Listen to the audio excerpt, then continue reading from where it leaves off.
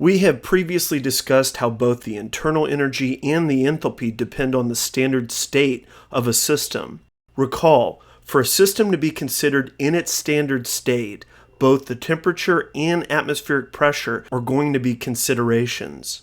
When a change in internal energy or enthalpy occurs within a system, it's important to know that the measurement of these values only depends on the starting and ending states.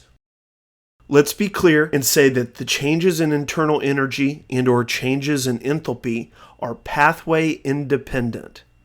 We do not have to concern ourselves with how the system evolved. Instead, focus on where the system was in the beginning and where it ended up.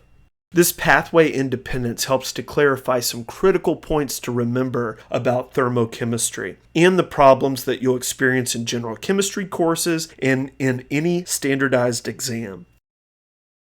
Changes